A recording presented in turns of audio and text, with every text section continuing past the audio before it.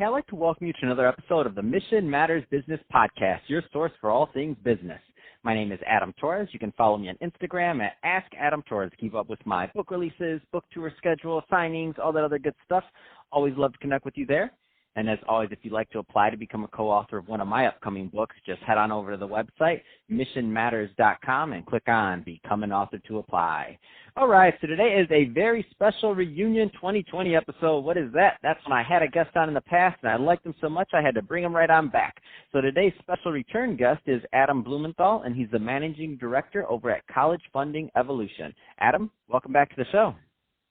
Thanks for having me. Excited to be back on. So definitely had to tap you on the shoulder for this one. A lot of uncertainty going on over there, and you're the guy to ask this question. You know how the coronavirus is going to affect college admissions and financial aid. So I want to get into that with you, but before we do, I don't want to assume all our new listeners caught your first episode. So start off by telling us a little bit more about what you're doing over at College Funding Evolution, please. Sure, I appreciate it. So mainly, College Funding Evolution was really founded as like a turnkey, I'd call it an urgency-based marketing system, kind of designed to meet needs of financial advisors looking to reinvigorate or even jumpstart their careers in the financial services. We mainly train financial advisors across the country who have clients of what we call late-stage high school. When I say late stage, it's parents of high school kids that are looking to be college-bound. And then we've created some software which will help project out financial aid packages for them.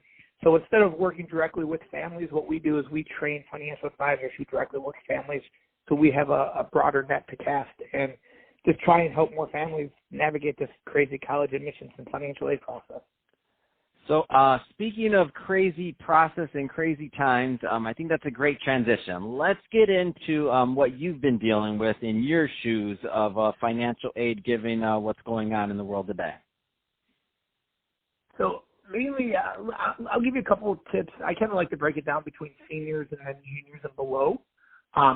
Mainly right now, it's just chaos right now. There's a lot of different things going on with confusion. You know, even starting out with seniors in high school, obviously many seniors are worried about how everything's going to impact their current admissions decision.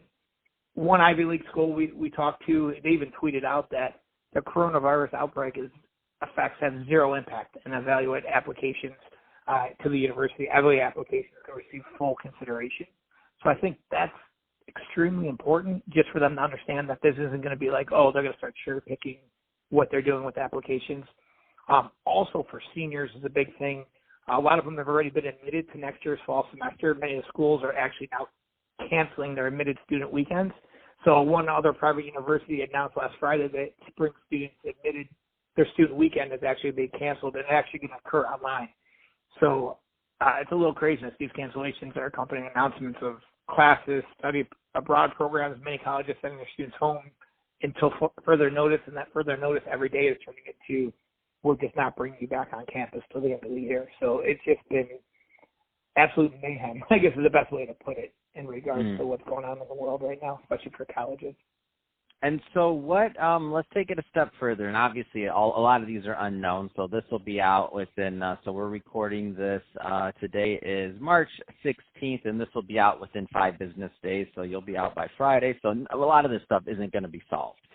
But that being said, if you had your crystal ball and if this was kind of the new norm of certain things, I mean, what do you think is going to be the transition? To me, I mean, the obvious would be is just going to be a lot more stuff online. Like, it's not going to stop. A lot of things are just going to go online. I mean, what's your kind of vantage point on that? Yeah, there's, you know, I guess I always look at it as what eyes am I looking at through? Am I looking through what I just kind of talked about, seniors, or if I'm looking at like juniors and below? In my opinion, as you were saying before, juniors and below, many students are kind of, I feel like they're being left confused and frustrated with what's, even just the recent March SAT test this past weekend were canceled and a lot of them even rescheduled. The first thing I would say is students and parents should definitely visit the College Board website to keep up to date on all the test center closures as well as future scheduling opportunities. My personal opinion is just the demand they're going to have to do and add more testing opportunities than they traditionally do from the SAT and ACT. But in addition, as we said before, more and more of these colleges are closing their campuses to the end of the semester, even into the summer. So many of the high school students are left, you know, they're canceling their spring break college visits. So a lot of parents, that's what they call me and say, okay, Adam, what are we doing with, no concrete information moving forward? They're going to have to, like you said, go to look online and view the school. So I've got a couple potential solutions for that. First, I would highly recommend a couple websites, youvisit.com, youvisit.com, and collegetours.com. Both of those are websites offer a unique opportunity to tour the prospective campuses virtually. I know a lot of high school, probably the parents don't, but a lot of high school kids have those VR sets, and those actually you're able to do a full virtual reality visit, which is awesome. I've had a chance to do a few of those. And most, especially on YouVisit, you put on your VR headset, load it up, and next thing you know, you feel like you're walking around on the campus. They're amazing. So that's one. The other thing I would say also is go directly to the websites of the high schools. I should say even colleges for that matter. They offer virtual tours on the actual website of the college campuses, and then they have the most up-to-date information. There's a lot of, I contribute to a lot of online different podcasts and a lot of online Paying for College 101 on Facebook, all these other ones, and there's a lot of really good information, but unfortunately there's a lot of bad information, a lot of rumors and panic parents. So look to the experts, look to the college funding experts that are part of, we have an organization called the College Authority.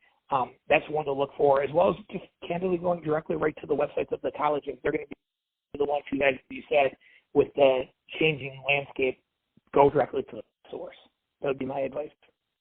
No, I love it, and it's crazy to think that obviously all of the students that are affected right now that are just starting. I mean, it's like this is like I feel so bad for some of them, like for not being able to have that whole college experience for like the student, the freshman day, all these other things, and it may be the new norm. And obviously everybody's going to work to kind of fix it and to do what they can, but the online portion of it like that. So not to say it as an understatement, but I think that VR thing is really cool that you mentioned. I kind of want to do that for fun. I mean, it's just like to see the college campus and to see what. Obviously, I'm not applying anywhere, but it just sounds like an amazing idea and something for the students to still have that bit of engagement while they're making those decisions. Well, to your point, I totally agree. Where you now, good or bad, in 2020. You're able to do a lot more things web-based, virtual. You think about 10 years ago, this never been able to happen. Send the kids home, and that's it. Now kids are doing, go to meetings. They're doing Zoom calls. They're doing, I have a 4-year-old daughter's age and a 10-year-old son, and they literally are having classes virtual on Zoom, go to meetings. They're able to study remotely, even for kids that young as well as high school and college kids. What I feel really bad for, I used to be a student athlete, was the kids who are lacrosse players or track and field or even in high school, they're baseball, they're losing softball, they're losing most likely their whole senior season. And I think that's something just as sad and unfortunate as the whole college admission side. Like you said before, the admission side is going to happen. They're going to be able to apply. They're going to have different test dates. They're going to be able to do virtual tours. My personal opinion is this summer, where every parent usually is not even thinking about college, now is going to become like spring break. So like the spring break college tours, as long as hopefully everything passes with the virus, summer is going to be the new spring break. So these schools are going to probably do a lot of things in the summer, in my opinion, to be able to accommodate potentially future high school kids for campus visits, doing tours, guided tours, all that kind of stuff. I think it's just candidly going to be pushed back a few months, and that'd be the quickest way to help handle it. So I just think parents who are listening to this should definitely understand that, hey, start now planning for a joke around the money you're saving from not going on spring break right now. Use that for a summer tour, because that's most likely the next chance you're going to get to be able to go physically step on campus. So I want you to repeat those two websites, those resources for the parents listening. So can you give us the virtual tour one and the other one just one more time, please? Sure. youvisit.com and collegetours.com. Those are specifically for the virtual tours. The one other website I would tell you, and I'm a little biased because I create a lot of content for you, thecollegeauthority.com. We give a 2-minute video every single week. There's probably about 80 of them up there for the last year and a half, on just everything and anything up to date about college admissions and financial. It's completely free website. You go on collegeauthority.com, click for resources. There's a free tip of the week every week, and I think we get a lot of feedback. We get probably 800 to over 1 million clicks on that just because it's good free content. So that's something for families to take a look at as well. That's awesome. So, Adam, I really appreciate you coming on back on the show. If somebody's listening to this and they do want more information on college funding evolution, what's the best way for them to learn more about what you do? Sure. I think the easiest way is either go to collegefundingevolution.com or you can follow me on Twitter, Adam H. Blumenthal, and Facebook as well. I put out a lot of free content there, and then just all my contact information is everywhere, but you can go to collegefundingevolution.com. Fantastic. Well, hey, Adam, really appreciate you coming back on the show for this reunion 2020 episode. Unfortunate the subject and topic, but that being said, you did an amazing job, gave the parents out there a lot of resources, so I really appreciate you adding that value to the audience, for the audience and myself. And to the audience, as always, thank you for tuning in. Hope you got a lot of value out of this. If you did, don't forget to subscribe to the podcast, leave me a review on the Apple iTunes Store. If you're watching this on our YouTube channel, Mission Matters Business, definitely give us a subscribe there, and leave some comments in the comment section. Love to know what you thought and what you have going on in your end of the world. And Adam, thanks again for coming back on the show.